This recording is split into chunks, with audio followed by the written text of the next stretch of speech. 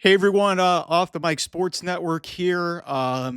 Sure, all you Browns fans here on the channel. Thanks to everyone who's subscribed here. Like one of the most controversial and one of the most almost unifying topics here in Browns thoughts has been Deshaun Watson, and Andrew Berry gave his post-season remarks on Monday and revealed that just on Sunday, the Browns found out that Deshaun Watson had a setback in his Achilles recovery.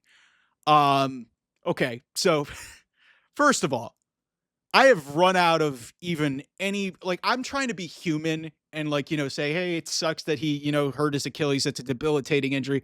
I've run out of sympathy for Deshaun Watson. I probably should have to begin with. I'm not one of those people. If you were one of those people who wanted to cheer him as he got hurt, that's fine. I'm not that type of person. But when it comes to this, and here we are, that was in October. Here we are, it's January 6th of 2025, excuse me, when we're recording this. I've run out of fucks to give. Like I had already run out of fucks to give, and it sucked that it took a debilitating injury to get to this point. But to find out just a day after the season that he had a setback in his recovery, when videos are circulating all over the place of him doing TikTok dances and him just vacationing in Miami with his girlfriend. By the way, a woman who has such low self-esteem to be with a guy who's had 25, 26 lawsuits, that's a separate issue. But for Deshaun Watson to not and look, for the Browns not to know is another issue as well. But the fact is, to find out the day after the season that he has had a setback is just emblematic of just how much of a disconnect and how much of a debacle this is. And fuck Deshaun Watson, because this Browns organization is going to be in the shitter for the next, I don't know how long. Because I don't think there's a quarterback in this draft. And I've said this before on multiple, there's not a CJ Stroud rescue plan out of this thing. There's not a Jaden Daniels automatic rescue plan. Cam Ward and Shedeur Sanders are not saving the franchise. So it's fitting that the Browns get screwed, that the year that this all blows up in their face, there's not a quarterback there that really suits them. If Drew Aller were to come out, I don't think Drew Aller's rescuing them next year, but it would be a much better story with a stopgap bridge option if they were to get him. But just back to this Deshaun Watson thing for a second. I'm not surprised. He was never in it to be in Cleveland. He was all about the money. He was all about getting paid, cashing that check, and the Browns were stupid enough to give this guy this astronomical number of a contract, and this guy just checked out. He checked out. It shows in his play.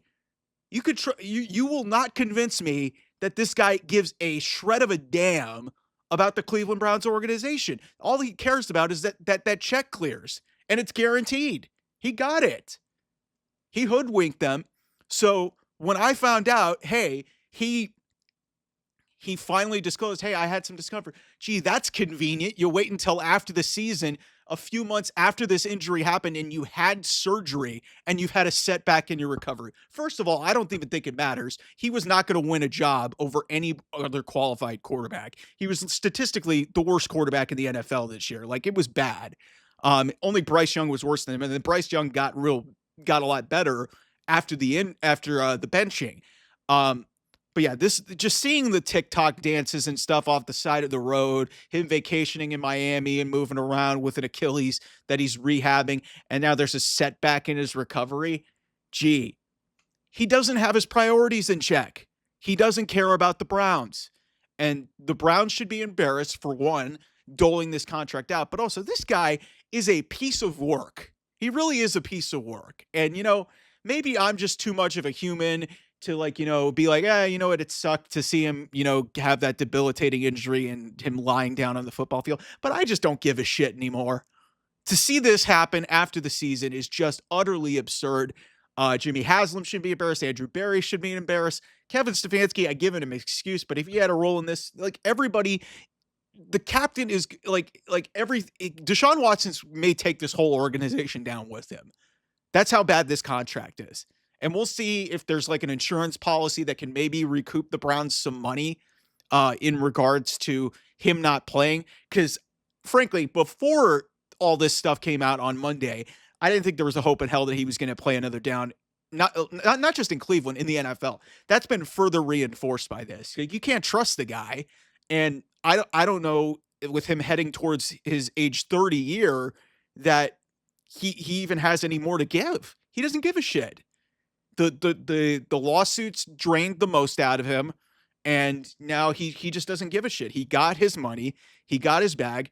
If I'm the Browns, I tell him, get the hell away from this team, stay at home, shut your mouth, and we'll pay you what you want, because you're not going to get a contract anywhere else in the NFL. You are not going to play anywhere else. So unless you can find that spot by some divine miracle, you're staying with us. We're holding you hostage, and you're not playing. We're finding your replacement in the NFL draft or in free agency. So I'm really pissed off about that whole situation. So anyway, on a positive note, we're hoping to have a lot of great content coming out about the Raw debut on Netflix. Hoping to have a live watch along here on the channel. We'll have a lot more great content coming out throughout the week. CFP coming up at the back half of the week. NFL playoffs starting. So a lot of great stuff. We're over 230 subscribers. That's amazing. Thank you guys so much for the support and love. Anyway, OT Mike Sports on Twitter, Off the Mic 28. If you want to follow me on Twitter. Thanks so much for watching. I will talk to you guys soon. Bye-bye.